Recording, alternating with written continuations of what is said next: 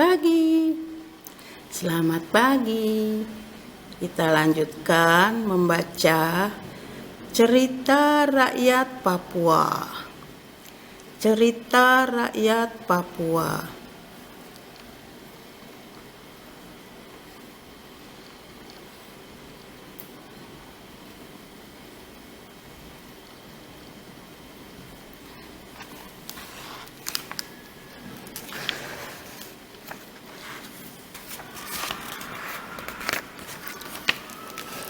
Cerita rakyat Papua, penulisnya Tuti Awindri dan Wahyu Untara, ya. Daftar isi. Panglima Cadara, halaman 5, Si Sakti Mamli, halaman 17, Nabi Waso, halaman 29, Woiram, halaman 41, Dukun Beranak, halaman 53.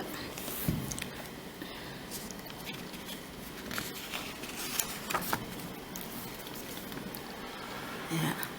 Panglima Cadara atau Cadara membacanya.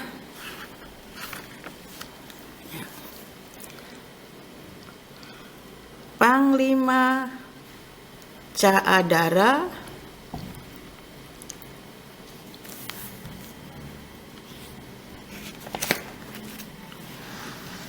saudara-saudara kita dari Papua sangat mahir berperang. Mereka pintar melemparkan tombak, berkelahi tangan kosong, membuat teriakan perang, berlari dan menggunakan perisai. Dahulu mereka sering berperang antar suku bangsa karena memang banyak suku bangsa di Papua.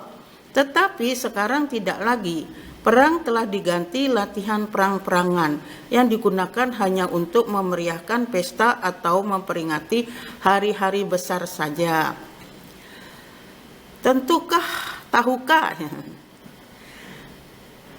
Tahukah kalian salah satu orang yang berjasa dalam memberi para penduduk Papua dalam memperkenalkan cara berperang yang mahir itu?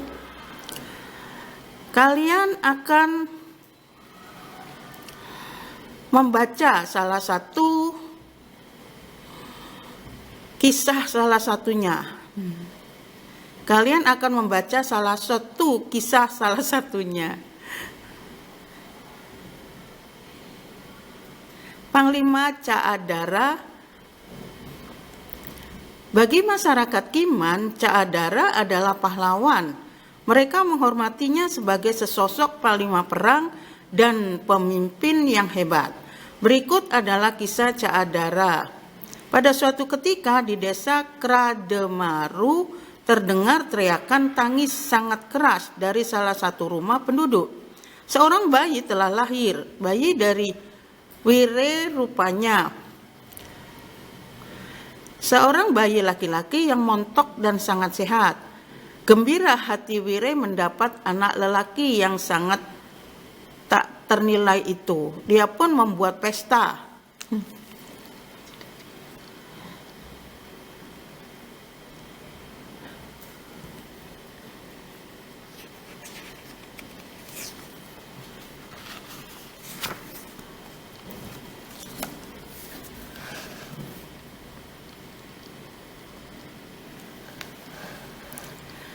Pesta syukuran atas lahirnya bayi itu.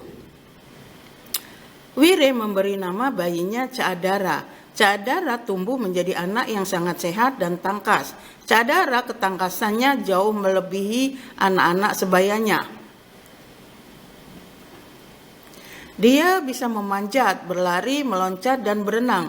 Lebih mahir dari teman-temannya. Sungguh semua itu sangat membanggakan hati ayahnya. Hingga diputuskannya untuk melatihnya ilmu-ilmu berperang pada Cadara. Maka dari kecil pun Cadara telah dilatih segala ilmu perang yang dimiliki ayahnya. Dia diajarkan bagaimana mengendap saat menyerang musuh. diajarkan menghindari musuh yang terlalu banyak, diajarkan cara berkelahi jarak dekat, memanah, diajari cara memegang tombak dan melemparkannya, juga diajari untuk menyembuhkan luka saat terkena senjata tajam. Oleh karena didikan ayahnya, Caadara kemudian tumbuh menjadi pemuda yang gagah, tangkas dan pemberani. Melihat anaknya telah tumbuh menjadi gagah perkasa seperti itu, timbul niatnya untuk menguji keberanian dan segala ilmu-ilmu yang telah diberikan kepada anaknya. Dia kemudian menyuruh Caadara untuk berburu di hutan. Caadara yang telah siap dengan semua ujian ayahnya langsung mengangguk setuju. Dia kemudian mengumpulkan 10 orang kawannya untuk membantu dalam perburuannya. Daerah perburuan bukanlah tempat yang dekat dari desanya. Daerah itu adalah sebuah wilayah di pinggir danau di tengah hutan. Untuk ke sana bukanlah hal yang mudah dan aman. Maka itu Caadara membutuhkan semua bantuan teman-temannya. Selain itu, ini akan menjadi suatu pengalaman menarik bagi mereka semua, karena ini merupakan perburuan mereka. Caadara membuat rencana perburuannya dengan matang, hingga perlu waktu cukup lama untuk membuat keputusannya. Akhirnya rencana perburuan bisa terwujud. Mereka pun merasa sangat lega. Perburuan pun dimulai. Mereka berjalan meninggalkan desa ladang-ladang dilalui semak belukar mereka tembus hingga mereka sampai di pinggir hutan rimba. Hutan yang lebat tempat mereka akan berburu. Itulah hutan rimba. Tanpa ragu mereka pun memasukinya. Betapa gelap hutan itu. Tanaman besar dan kecil bercampur menjadi satu, dan semua itu ditambahi dengan suara aneka binatang yang bermacam-macam. Caadara dan kawan-kawannya terus berjalan ke dalam hutan hingga mereka sampai pada tempat yang mereka maksud, sebuah tempat lapang di pinggir danau.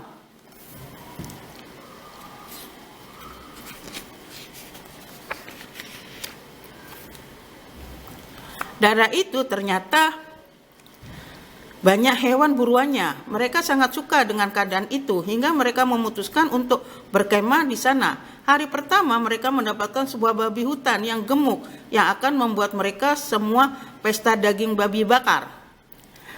Pada hari kedua mereka mendapatkan 2 babi hutan.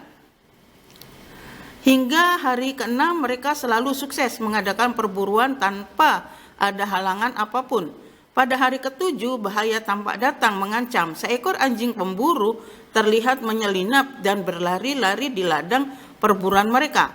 Caadara dan kawan-kawannya menjadi sangat waspada dan berhati-hati. Mereka memutuskan tidak berburu hari itu sampai mengetahui apa yang akan terjadi.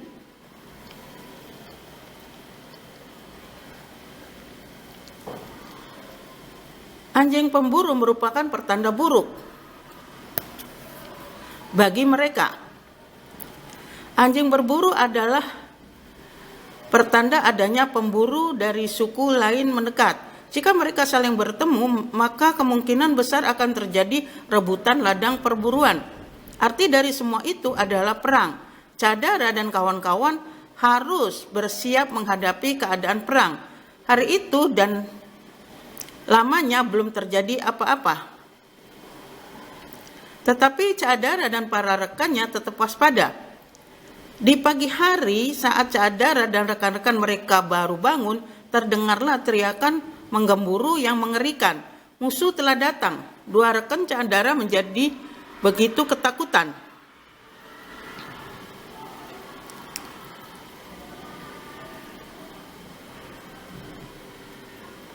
Hanya Caadara dan 7 orang rekannya yang tetap terlihat santai. Musuh ternyata orang suku Kuala yang berjumlah 5 kali lipat jumlahnya dari Caadara dan kawan-kawannya. Caadara kemudian memutuskan untuk mencari tempat bertahan yang baik, sekaligus juga tempat yang bagus bagi mereka untuk menyerang balik. Cadara membawa mereka ke sebuah padang alang-alang yang tinggi dan lebat. Mereka menjadi tak terlihat bagi musuh, tetapi bisa melihat para musuh yang akan menyerang.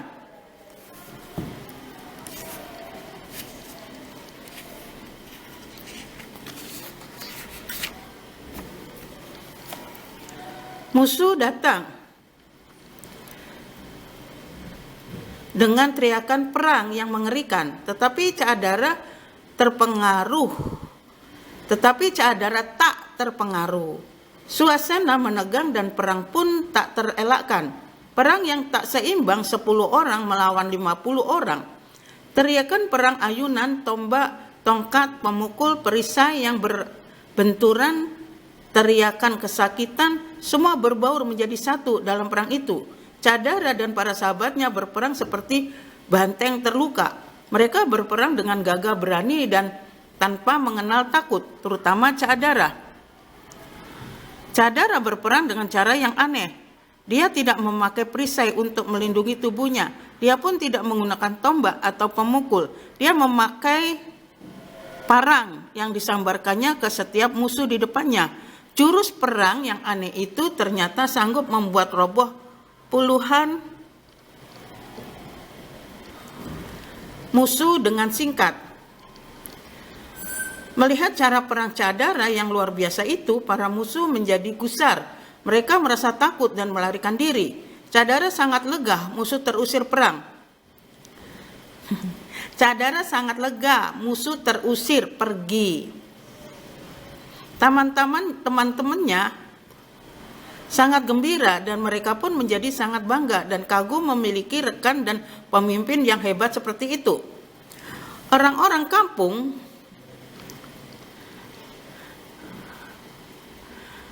Kramudaru sangat takjub mendengar cerita teman-teman Cadara tentang sepak terjangnya mengalahkan musuh. Mereka sangat bangga memiliki seorang pemuda sehebat Cadara. Mereka telah menemukan seorang calon pemimpin suku yang baru. Tetapi dari semua yang berbahagia, tak ada yang lebih bahagia dari Wire.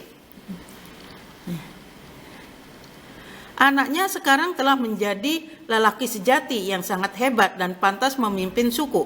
Semenjak itu masyarakat mulai mengenal Cadara pura atau gaya berperang gaya Cadara. Gaya ini meliputi berbagai ragam cara bela diri, tangan kosong, melemparkan senjata, menggunakan senjata, dan berlari. Si Sakti Mamle. Si Sakti Mamle.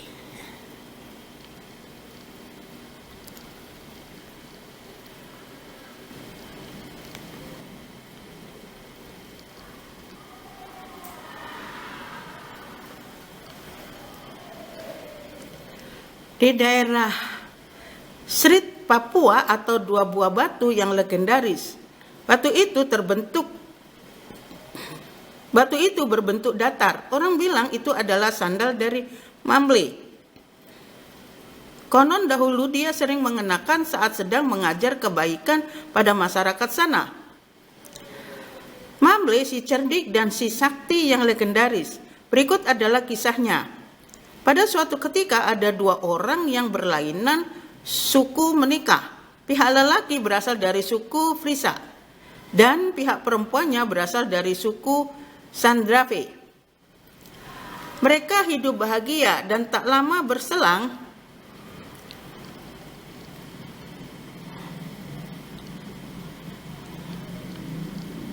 setelah pernikahan mereka, seorang anak pun lahir. Mereka menamakan anak itu Mamle. Tetapi kemudian Mamle menjadi anak yatim, ayahnya meninggal.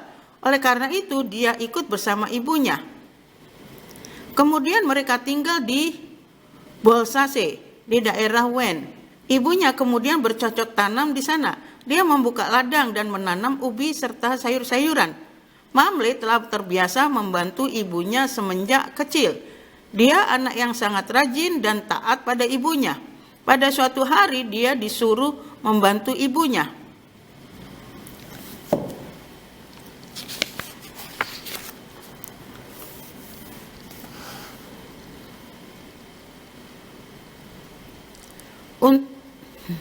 untuk menebang pohon sukun ya.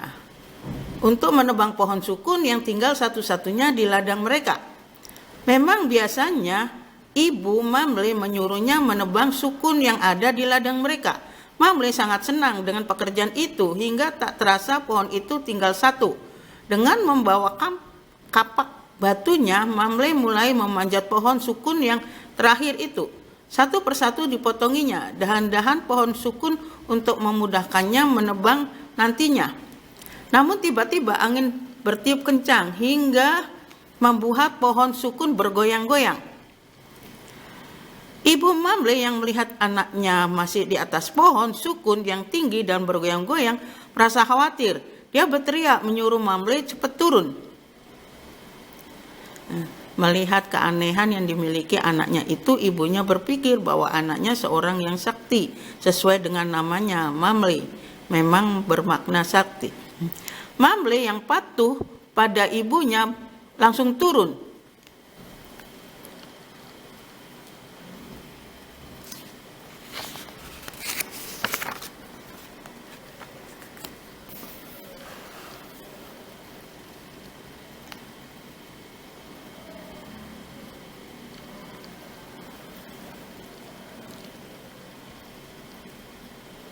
Bukannya merayap pohon ke bawah seperti biasanya orang turun dari pohon, tetapi ia langsung terjun dari puncak pohon. Ibunya berteriak ngeri, tetapi Mamle selamat sampai di bawah.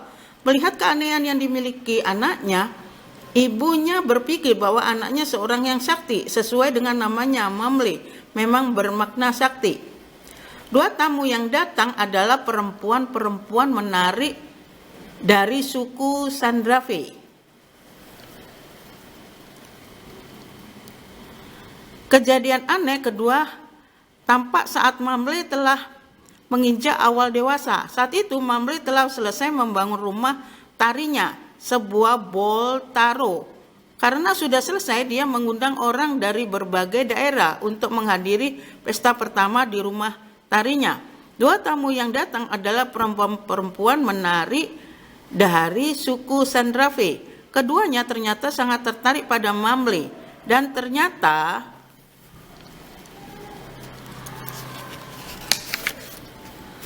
Mamle pun tertarik juga. Kedua perempuan itu ternyata anak-anak dari paman Mamle sendiri.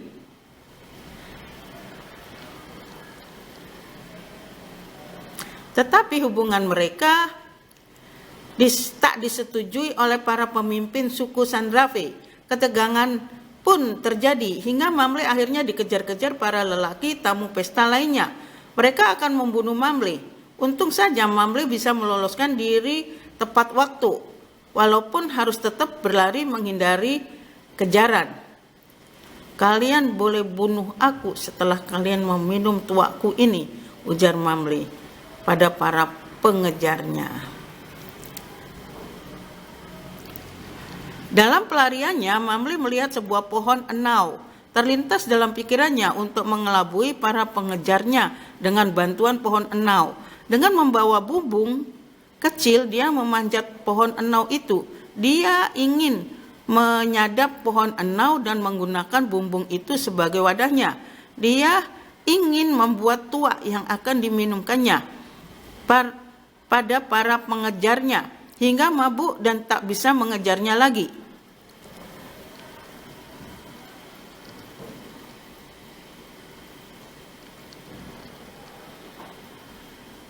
Kalian boleh bunuh aku setelah kalian meminum tuakku ini, ujar Mamle pada para pengejarnya. Para pengejarnya pun meminum tuak itu hingga habis. Tetapi saat tuak itu habis dari bumbungnya, Mamle kemudian menggetok dasar bumbungnya lagi.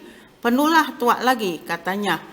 Dan bumbung pun penuh tuak lagi. Maka para pengejarnya akan minum sampai habis. Mamle pun menggetok dasar bumbungnya, bumbung pun penuh lagi. Begitu seterusnya hingga para pengejarnya mabuk berat. Melihat para pengejarnya mabuk berat, dia kemudian menggaris tanah di antara mereka dan para pengejarnya. Tanah kemudian memisah, dan jurang yang dalam memisahkan Mamle dengan para dengan para pengejarnya. Mamle kemudian mengubah diri menjadi burung layang-layang dan mendatangi mereka yang telah berniat mencelakainya. Dia akan menyelamatkan orang-orang yang percaya dengan dirinya. Orang-orang yang tak percaya pada dirinya akan berubah menjadi batu. Ternyata kedua orang gadis perempuan yang pernah membuatnya jatuh hati itu juga tak mempercayainya dalam wujud burung layang-layang. Mereka pun menjadi batu. Konon batu ini akan mendatangkan hujan jika diusap dan diejek. Kejadian aneh selalu menyertai kehidupan Mamle. Pada suatu ketika dia diundang orang untuk menghadiri pesta perkawinan bibinya. Bibinya akan menikah dengan orang suku Sawiat di Mebat.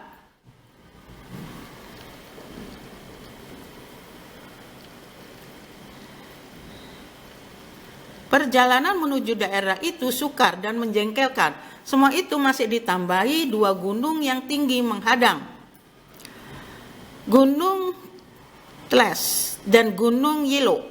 Merasa gunung itu begitu menghalangi jalannya yang tinggal sejengkal lagi, maka dia pun mengangkat keduanya dan membawanya sekalian ke tanah Mebat.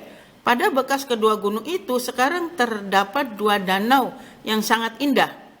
Karena merasa lapar, dia kemudian menuju ladang yang baru saja dibuka. Kemudian orang-orang yang sedang mengerjakan ladang, dia meminta makanan. Kepada orang-orang yang sedang mengerjakan ladang, dia meminta makanan, tetapi mereka malah mencibirnya. Mamle menjadi kesal dan kemudian pergi ke ladang bibinya. Kali ini bibinya memberinya makanan. Masih merasa kesal dengan orang-orang yang tak mau memberinya makanan, dia membawa kedua gunung Yilo dan Tles ke ladang-ladang mereka yang meletakkan di sana. Maka semua ladang yang baru saja digarap itu pun sekarang tertutup gunung Tles dan gunung Yelo, kecuali sebuah ladang milik bibinya. Ada satu peristiwa yang membuat Mamle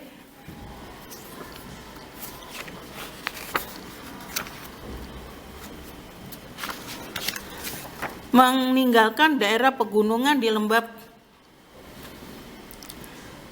Peristiwa yang menyangkut kematian ibunya. Karena sakit keras, ibu Mamle meninggal. Saat sakit tak ada seorang pun yang menyenguk, dan saat meninggalnya pun tak seorang pun datang ikut berduka cita. Mamle kemudian sendirian membawa ibunya ke tempat menyimpan mayat Halikat. 3 hari 3 malam dia berkabung. 3 hari 3 malam pula dia sendirian tanpa seorang pun mau menemaninya. Peristiwa itu membuatnya begitu sedih dan kecewa dengan para tetangganya dan membuatnya berniat meninggalkan kampungnya. Dia kemudian menuju lembah dan tinggal di wilayah Habra. Mamle membuat keajaiban lagi di wilayah ini. Jika dia sedang ingin makan, dia tidak berburu atau memasak. Semua datang sendiri padanya. Dia tinggal berkata pada sungai Serumuk bahwa dia sedang lapar.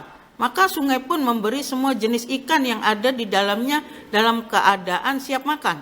Begitulah sekelumit kisah tentang Mamle yang sakti dan cerdik. Semoga kalian bisa mendapatkan manfaatnya. Nabi Waso.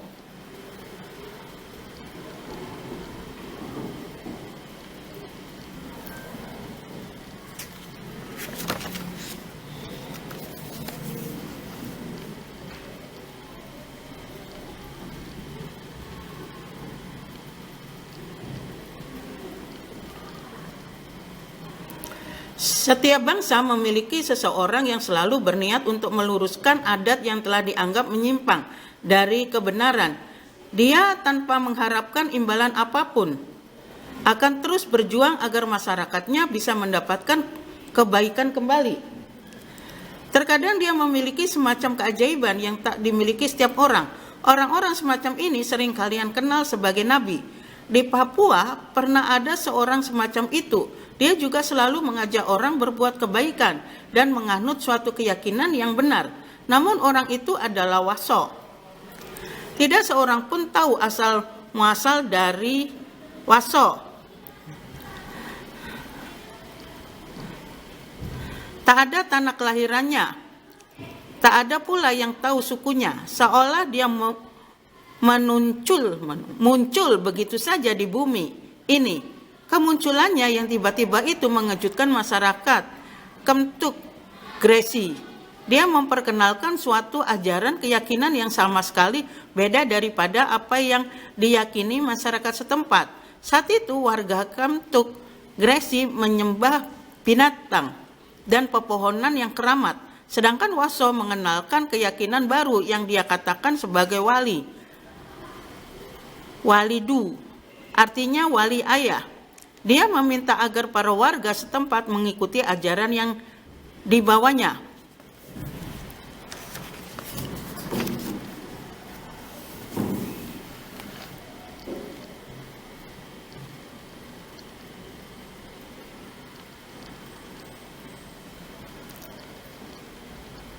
Tentu saja mengubah kebiasaan suatu suku adalah hal yang berat, tetapi Waso tetap berjuang dan tidak menyerah. Sedikit demi sedikit masyarakat Kemtuk Gresi tertarik pada ajarannya, merasa ajarannya telah cukup melekat pada masyarakat Kemtuk Gresi. Dia kemudian berpindah ke daerah lain, daerah Bring. Sambutan lebih alot di Bring. Dia mendapat perlawanan. Tetapi kali ini dia membawa sebuah kitab ajaib yang bisa menyembuhkan penyakit.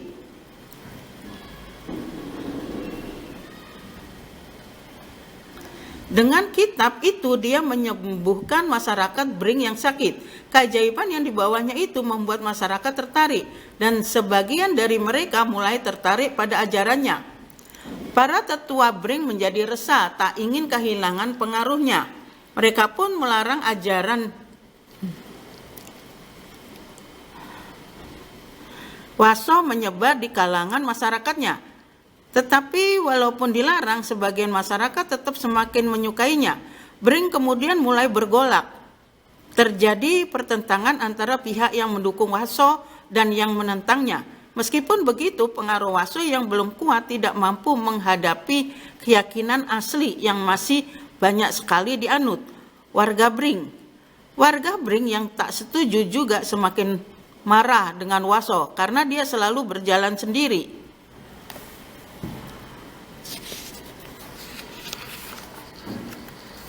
Dan suku memutuskan masalah sendirian.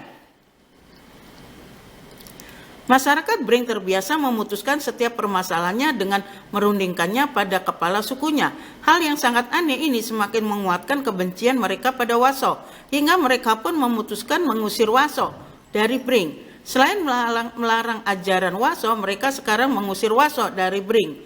Waso kemudian menuju daerah Yansu. Masyarakat Yansu sangat taat adat. Mereka pun juga masih menganut kepercayaan nenek moyang yang menyembah binatang dan tanaman.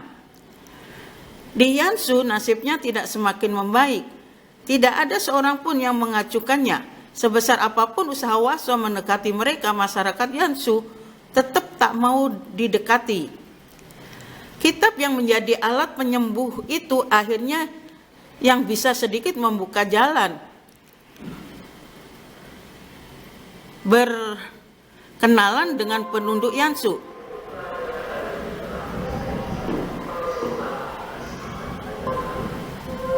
Pada suatu ketika dilihatnya seorang lumpuh yang berjalan dengan kedua kakinya. Waso kemudian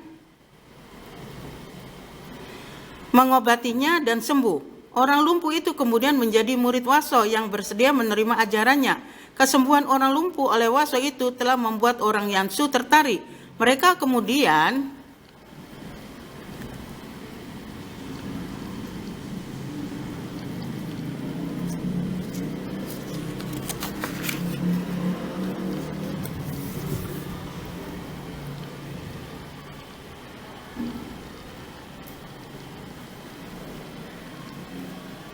menemui dirinya yang bertanya semua hal tentang dirinya. Waso pun kemudian mengajarkan ajarannya. Ajaran Waso kemudian mulai tersebar di ke wilayah Yansu. Tidak hanya itu, ajarannya juga merembet kembali ke wilayah Bring. Para tetua Bring yang masih gerah dengan tindakan-tindakan Waso di kampungnya itu kemudian melakukan suatu rencana jahat pada Waso. Mereka kemudian menangkap dan memukuli Waso hingga setengah mati. Konon menurut kepercayaan mereka dengan dipukuli ilmu seseorang akan musnah. Terseok-seok menahan sakit, Waso berjalan menuju hutan untuk menyembuhkan diri. Dalam keadaan babak belur seperti itu, dia kemudian bertemu dengan seorang perempuan yang begitu cantik hingga dia mengeluarkan sinar ajaib. Dia ternyata anak perempuan Walidu. Waso kemudian melamar perempuan cantik itu. Mereka berdua kemudian berjanji sehidup semati dan akan selalu berusaha untuk menyebarkan ajaran Walidu. Mendengar berita perkawinan Waso dengan putri Walidu, masyarakat pun gempar. Tetapi mereka tetap sebagian besar, mereka tetap tak mau mengakui ajarannya, dan gangguan pada Waso dan istrinya tak mereda. Karena itu mereka pindah ke daerah Nimboron. Orang-orang Nimboron menyambut mereka dengan baik. Ajarannya pun disambut dengan baik hingga bisa berkembang dan memperbaiki kehidupan masyarakat di sana. Dalam keadaan yang lancar seperti itu, terpikir kembali oleh Waso akan penyebaran ajarannya di Bring dan Yansu yang tidak sukses. Dia ingin kembali mengajarkan ajarannya sekali lagi ke tengah-tengah mereka. Sementara itu, masyarakat Bring yang masih jengkel dengan Waso merencanakan usaha untuk membunuhnya. Tetapi rencana itu buyar saat tiba-tiba Waso muncul di tengah-tengah mereka. Kemudian Waso pergi ke Yansu karena mendengar berita ada orang sakit. Dia ingin menyembuhkannya. Sesampai di Yansu, ternyata dia telah disambut oleh hadangan para warga dan tetua suku yang tak suka.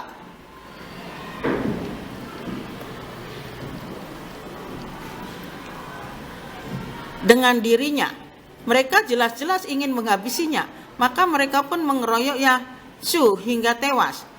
Dia kemudian dikuburkan di Nasduk Go.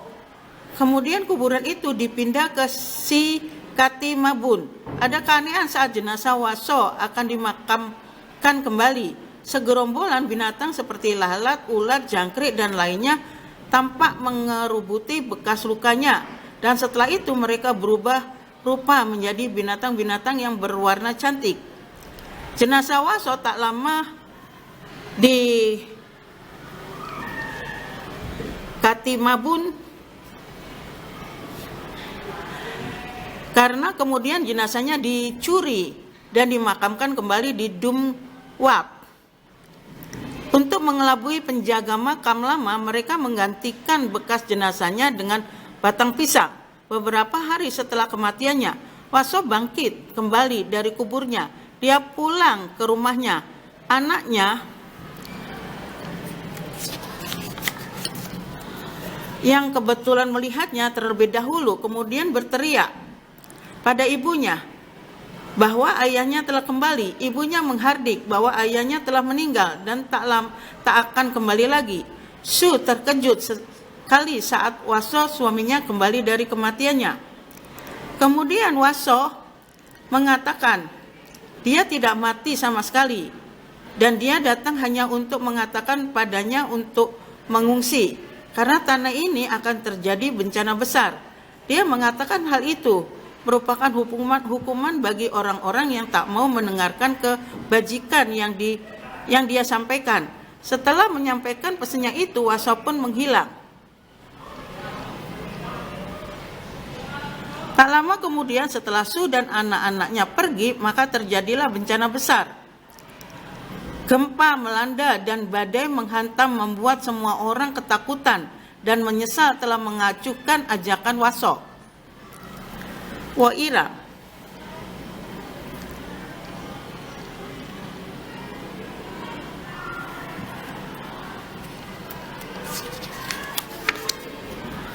Pada suatu ketika di kampung Merem, Terdapatlah seorang pemuda yang alim dan taat beribadat. Wa'iram namanya, dia seorang pemuda yang juga tekun bekerja dan tak suka mengganggu orang. Setelah sampai pada masanya kawin, dia pun berjodoh dengan seorang perempuan sederhana bernama Bonadebu. Sebenarnya Wa'iram tidak hendak melanjutkan keturunan untuk menjaga harga dirinya sebagai lelaki dan untuk menjaga namanya. Wa'iram kemudian berumah tangga walaupun tidak serumah dengan istrinya. Dalam cara seperti itu mereka tetap merasa bahagia, tetapi walaupun begitu istrinya tetap merasa ingin memiliki seorang anak. Seorang anak pasti akan membuat kehidupan mereka akan lebih bahagia lagi. Tetapi bagaimanapun Bonadebu membujuk Wa'iram. Dia tetap saja belum berhasrat memiliki seorang anak.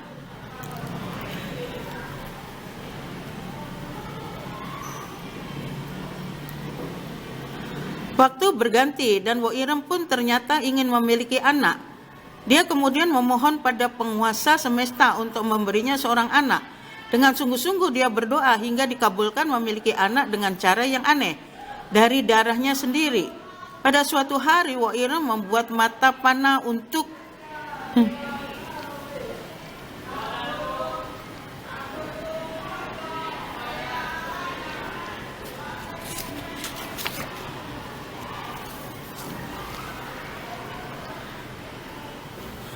berburu. Pada suatu waktu tangannya teriris dan mengeluarkan banyak darah. Kemudian darah itu dikumpulkannya dan disimpan pada sebuah gentong. Karena sangat sibuk di ladang, Wa'iram terpaksa harus meninggalkan rumahnya untuk beberapa hari. Saat pekerjaannya di ladang dirasa sudah selesai, dia pun pulang. Berhari-hari bekerja membuatnya sangat capek, hingga sampai di rumah dia langsung tertidur pulas. Dia terbangun karena tangisan keras seorang bayi. Bayi siapakah? Perlahan dia bangkit dan mencari arah suara bayi yang menangis keras itu. Ternyata suara itu berasal dari gentong, tempat dia menaruh darahnya beberapa hari yang lalu. Seorang bayi laki-laki sedang menangis keras di gentongnya. Betapa bahagia Wa'iram, doanya telah dikabulkan dan dia sekarang telah memiliki seorang anak. Dia kemudian memberinya nama Woiwalit Mang. Dia tidak menunjukkan bayi itu kepada istrinya. Dia takut dikira memiliki istri lain. Oleh karena itu dia membawanya keluar dari kampung. Wa'iram kemudian membawa bayinya ke suatu tempat di luar kampung. Dia membuatnya bayinya sebuah pondok sederhana. Di sanalah Wa'iram mendidik Woiwalit Mang sebagai layaknya lelaki Papua.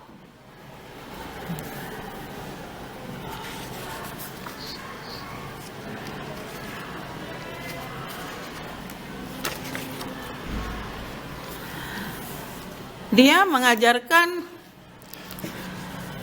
semua cara bertahan hidup, berburu, dan juga diajari cara menyembah pencipta. Woiwalit Mang tumbuh menjadi anak yang alim, tampan, dan pintar berburu. Woiwalit Mang memang pemburu ulung. Setiap kali dia berburu, dia selalu mendapatkan buruan. Babi hutan, burung-burung, dan semua jenis hewan yang ada di hutan pernah menjadi hasil buruannya. Woiwalit Mang memang anak yang baik. Dia selalu memberikan bagian yang banyak pada ayahnya setiap kali mendapatkan bahan buruan. Pada suatu hari dia sedang berburu seperti biasanya, tetapi entah kenapa sampai menjelang siang dia tak menemukan hanya seekor burung yang melintas. Maka dia pun mengejarnya. Setiap panah yang ditembakkannya selalu saja meleset, hingga karena penasaran ia terus mengikutinya. Tanpa sadar langkah Woiwalit Mang sampai pada pekarangan Bonadebu. Bonadebu yang kebetulan berada di pekarangannya merasa heran dengan pemuda asing itu. Woiwalit Mang pun juga keheranan karena baru kali ini dia bertemu dengan seorang perempuan yang sebenarnya. Karena biasanya ayahnya hanya bercerita tentang perempuan dan dia belum pernah sekalipun bertemu perempuan sebenarnya. Bonadebu lantas bertanya, siapakah dia? Woi Walid Mang lantas bercerita bahwa dia anak dari Wairam. Bonadebu sangat terkejut saat mendengar bahwa anak itu adalah anak suaminya. Tentu saja dia merasa sangat terpukul dan merasa dikhianati oleh sang suami. Tetapi mengingat dia masih penasaran dengan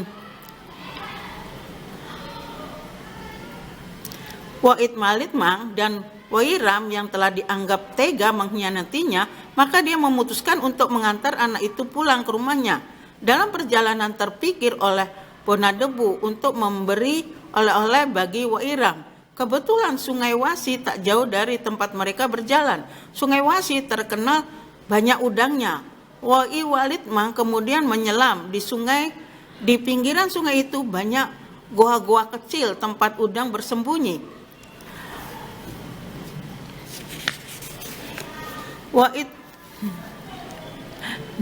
Wairam sering keluar masuk gua-gua itu. Tak sengaja saat dia masuk salah satu gua pintunya tertutup. Batu sungai yang menggelinding tak sengaja diinjak oleh Bonadebu. Wai Walid Mang terperangkap di dalamnya. Bonadebu yang tak melihat Wai Walid Mang mengira dia telah kembali ke rumahnya. Maka dia pun memutuskan untuk kembali ke rumahnya sendiri, lupa pada udang yang telah dikumpulkannya. Sudah sehari semalam Wai Walid Mang tidak pulang. Wairam menjadi sangat cemas. Dia telah mencari kemana-mana, tetapi Wairam tetap tak ketemu. Dan saat kembali ke pondoknya pun Wai Walid Mang tetap tak muncul. Kegelisahannya itu tetap dipendam di depan istrinya, takut nanti istrinya bertanya macam-macam. 2 hari kemudian warga kampung Demotin sedang beramai-ramai membersihkan hasil buruan mereka di Sungai Wasi. Salah seorang warga kemudian menemukan seonggok udang yang rupanya milik Bonadebu dan kemudian menyerahkan pada ketua sukunya. Udang itu lantas diberikan pada istrinya untuk dimasak sebagai makan malamnya nanti. Sang istri kepala suku Demontin yang setia lantas memasak udang itu dan menyimpannya buat makan malamnya suami. Tak lama kemudian 2 orang putrinya Meci dan Mesam datang meminta makan kepada ibunya. Karena tak tega makan jatah makan buat suaminya pun diberikan kepada keduanya. Kepala suku sangat marah saat datang dari sungai dan mendapati bagian makanannya habis.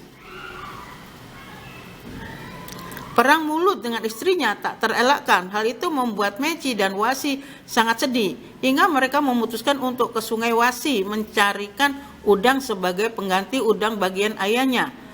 Mereka pun menyelam ke dasar sungai dan salah satunya tak sengaja menendang batu yang menutupi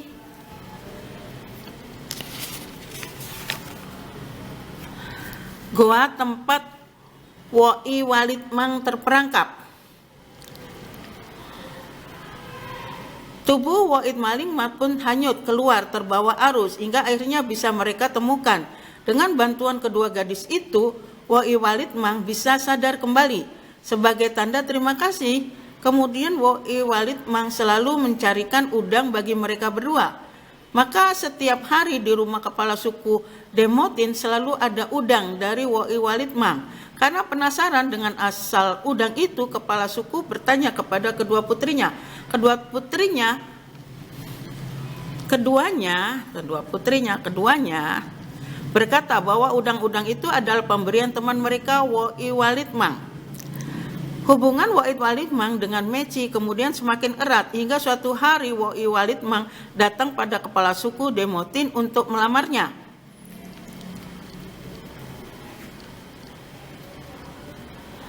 Pesta pernikahan mulai dipersiapkan, undangan pun disebarkan termasuk kepada Wairam.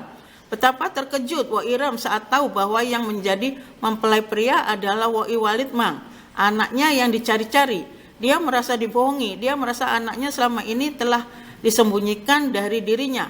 Perasaan itu membuatnya sangat terpukul hingga membuatnya berdoa agar sembahannya menghukum saja orang-orang yang telah dia rasa membohonginya itu.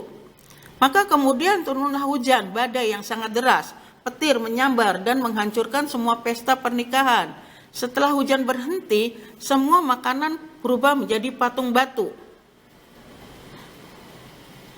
Kemudian kampung Demotin tenggelam dan semua penghuninya hilang diterjang banjir. Hanya Wait Malingmang, Meci dan Wairam yang selamat.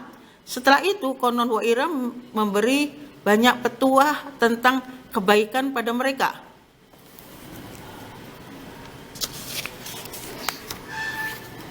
Hingga kemudian menghilang tanpa bekas di atas batu.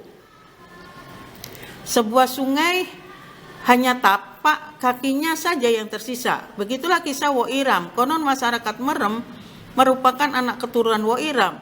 Dan kalau kalian bertanya, masihkah tapak bekas tempat menghilangnya Wairam itu? Jawabnya masih. Bahkan sekarang menjadi tempat yang keramat. Dukun Beranak.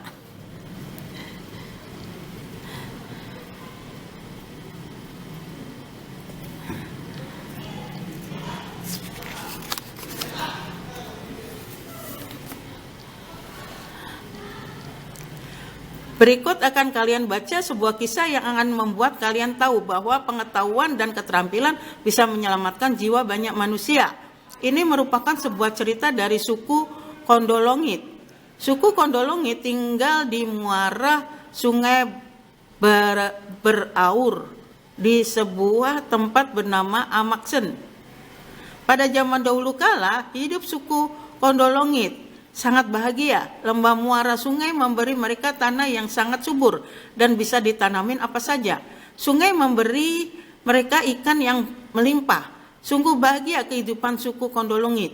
Kebahagiaan yang mungkin akan sempurna jika satu masalah yang selama ini mendera mereka bisa diatasi. Apakah masalah itu? Masalah kematian para ibu setelah melahirkan. Suku Kondolongit tak tahu bagaimana menolong seorang ibu yang sedang melahirkan. Biasanya mereka akan mendatangkan dukun bedah jika ada seorang perempuan akan melahirkan.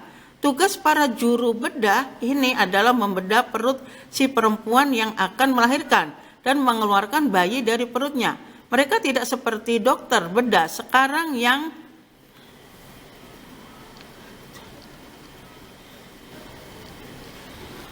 melakukan operasi sesar. Tahukah kalian operasi sesar? Mereka tidak menggunakan ruang operasi yang suci hama, tidak menggunakan alat-alat yang steril dan sangat tajam, juga tidak mengenal obat bius. Semua itu masih ditambahi dengan kenyataan bahwa setelah si ibu dibedah perutnya dan diambil bayinya, luka bekas bedah itu tetap dibiarkan terbuka.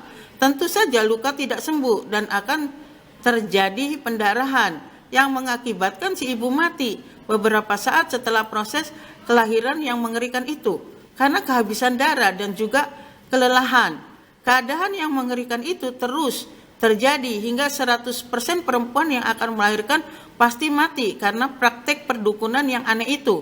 Kalau dibiarkan, tentu saja para perempuan akan sangat ketakutan melahirkan dan sangat ketakutan bersuami. Tetapi untunglah ada penyelesaian bagi masalah itu. Pertolongan itu datang dari seorang perempuan dari suku Kremadi. Perempuan itu datang masuk ke dalam masyarakat suku Kondolongit karena tak sengaja. Dia adalah budak belian yang dijual oleh Raja Konjol. Kebetulan keahlian perempuan ini adalah sebagai pembantu kelahiran seorang dukun bayi.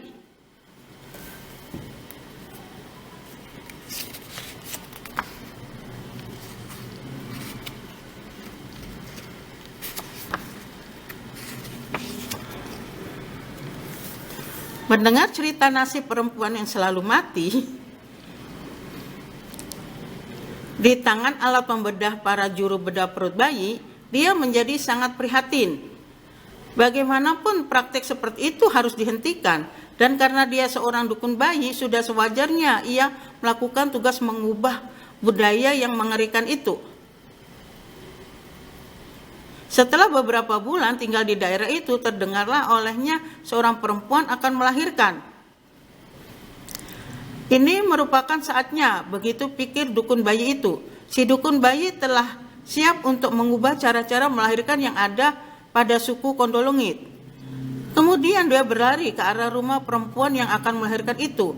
Dia takut kalau dia akan didahului oleh para tukang bedah. Tetapi untunglah para pembedah itu belum datang. Di lantai tampak sang perempuan sedang menahan sakit akan melahirkan. Si dukun bayi mendekatinya dengan tenang. Dia menenangkannya, sementara dia memeriksa keadaan kandungan perempuan yang bersiap melahirkan itu. Di luar rumah terjadi keributan. Para pembedah perut telah datang dan mereka ribut ingin masuk. Dukun beranak yang sedang sibuk membantu melahirkan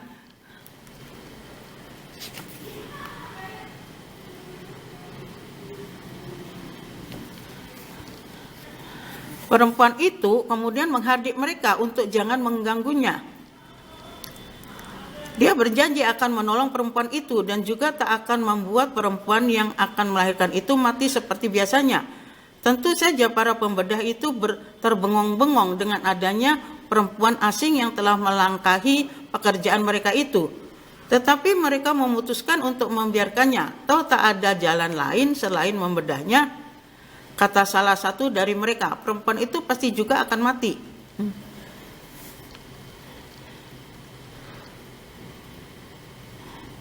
Maka mereka pun membiarkan dukun beranak membantu kelahiran si perempuan. Tahap demi tahap dukun beranak mulai membimbing si perempuan untuk mengikuti perintahnya. Dengan susah payah dan teriakan si perempuan mengikutinya. Setelah beberapa saat berjuang, perempuan itu bisa melahirkan dengan selamat. Para tukang bedah yang menunggu di luar merasa penasaran saat tangisan bayi mulai terdengar dari dalam. Mereka berpikir pasti ibu perempuan itu telah mati, tetapi mereka terkejut saat menengok ke dalam rumah. Dilihatnya si ibu bayi tampak sedang memeluk anaknya dalam keadaan sehat, tanpa kurang satu apapun, dan mereka pun menjadi semakin terkejut saat dilihatnya pada kulit perut si perempuan tak ada satupun bekas bedahan dan tampak utuh. Para pembedah yang masih penasaran kemudian bertanya pada si dukun beranak apa yang dilakukannya hingga membuat si ibu bayi bisa melahirkan dengan selamat. Lantas sang dukun beranak pun mengungkapkan bahwa dirinya adalah seorang yang dahulunya memiliki pekerjaan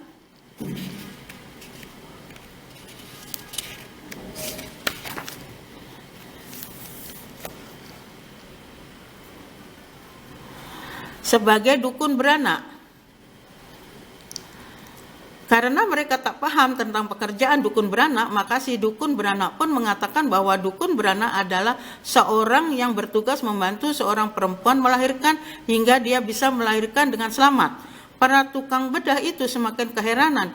Kemudian dukun bayi menawarinya belajar membantu perempuan yang akan melahirkan tanpa harus dibedah lagi. Tentu saja mereka sangat gembira akan mendapat ilmu yang sangat mereka anggap ajaib itu. Begitulah sekelumit kisah dari suku Kondolongit yang akan membuat kalian lebih giat belajar lagi. Kalian telah melihat sendiri bahwa dengan ilmu seseorang bisa menyelamatkan banyak jiwa. Contohnya adalah dukun beranak dalam cerita di atas. Sekedar tambahan, kalau kalian penasaran dengan peralatan bedah yang dahulu pernah digunakan membedah perut para perempuan yang akan melahirkan, kalian bisa pergi ke Papua untuk melihatnya. Ada kok.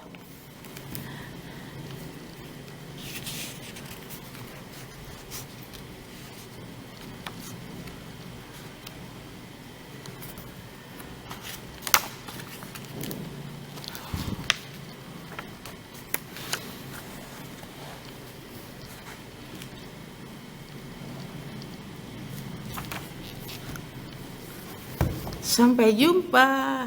Sudah selesai. Maaf apabila ada cara membacanya yang kurang tepat. Ya. Selamat pagi.